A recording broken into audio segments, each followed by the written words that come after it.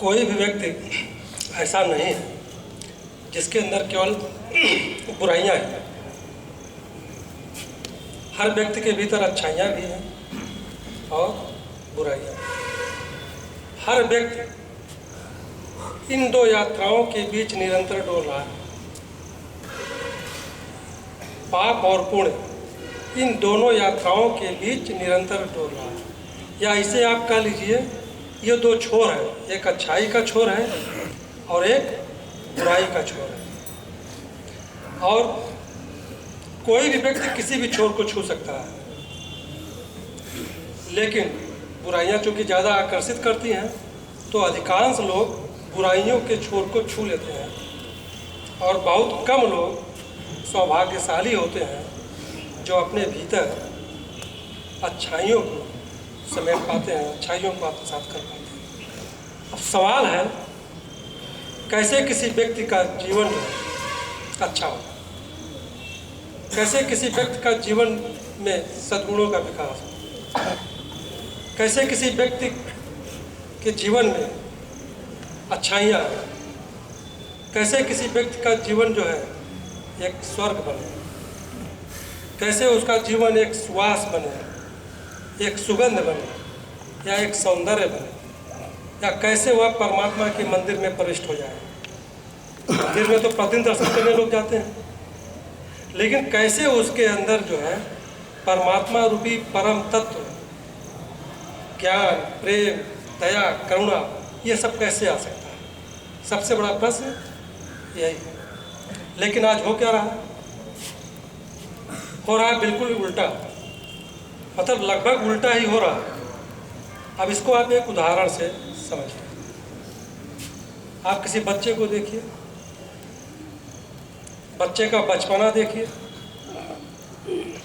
बचपन में बच्चा जो है कितना प्यारा होता है।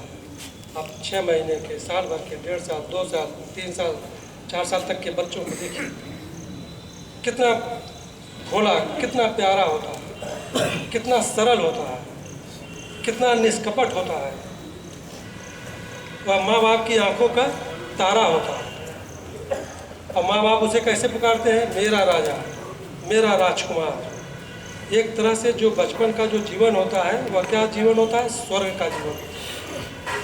लेकिन जवानी और बुढ़ापा आते आते उसके अंदर कितने अवगुण आ जाते हैं, कितनी कमियां आ जाती हैं, कितनी बुराइयां आ जाती हैं।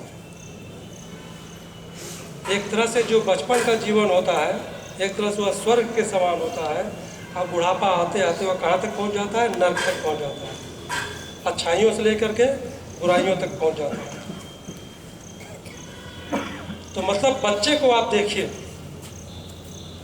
बचपन से धीरे धीरे जैसे जैसे बच्चा बढ़ता जाता है, जैसे जैसे बच्चे की आयु बढ़ती जाती है, उसके अंदर धीरे धीरे नैतिक गिरावट आती जाती है। मतलब उसके अंदर छोटी छोटी बुराइयाँ, क्रोध, ईर्ष्या, नफरत, ये सब की भावना आती जाती है। फिर जब और बड़ा होता है तो उसके अंदर छल, कपट और बेईमानी की भावना आती जाती है। फिर जब और बड़ा होता है तो वह पाखंड से भरा रास्ता तय करता है। और फिर जब एकदम बड़ा हो जाता है तो काम, क्रोध, लोभ, मोह, घृणा, नफरत, ईर्ष्या, परसोद, इन सब की यात्रा करते करते वह बूढ़ा हो जाता है। और बूढ़ा होते होते न केवल वह शरीर से बूढ़ा हो जाता है बल्कि अपनी आत्मा से भी बूढ़ा हो जाता है। तो सवाल है, ये सभी की बात है, जो लोग यहाँ बैठे हैं, चाहे समाज की हो, चाहे हम लोग की, सभी की बात है। अब सवाल है कि जीवन में सद्गुणों का विकास कैसे हो, कैसे उसका जीवन सुंदर हो, कैसे उसके जीवन में अच्छाइयाँ आए, कैसे वह अंधकार से प्रकाश की ओर बढ़े, कैसे वह दुख से आनंद की ओर बढ़े, कैसे वह परमात्मा की ओर बढ़े। तो क्या कोई ऐसा रास्ता है जिस पर चल करके आदमी सद्गुणों का विकास कर सकता है या अच्छाइयों को प्राप्त कर सकता है, या कोई ऐसी सीढ़ी है जिस पर चढ़ करके इंसान काम, क्रोध, लोभ, मोह, नफरत, ईर्ष्या, प्रतिशोध इन सब विकारों से मुक्ति पा सके, विमुक्त हो सके और राम के प्रति सम्मुख हो सके। राम का मतलब एक राम आदर्श है। आदर्श में क्या है कि प्रेम, दया, करुणा, ईमानदारी, सच्चाई, यही सब भावना है। तो कैसे कोई व्यक्ति जो है राम तक पहुंच सकता है, राम के आदर्श तक पहुंच सकता है, कैसे धीरे धीरे उस रास्ते पर चल करके पहुंच सकता है? क्या कोई ऐसा रास्ता है, क्या कोई ऐसी सीढ़ी है? तो वह सीढ़ी है, वह मार्ग है, वह सीढ़ी जो है वह ध्यान की है, वह मार्ग जो है मेडिटेशन का है। और मेडिटेशन को आप सरल अर्थों में समझिए, ध्यान को। इसका दार्शनिक व्याख्या बहुत कठिन है, हमको तो सरल शब्दों में समझना है और समझाना है। ध्यान का मतलब यह है, जब भी जीवन में कभी कोई गलत कदम हो, जब कभी आपका पैर गलत रास्ते की तरफ जाए, तो आपको इस चीज़ का ध्यान रहे कि कहीं हमारा ये पैर, कहीं हम गलत रास्ते पर तो नहीं जा रहे हैं।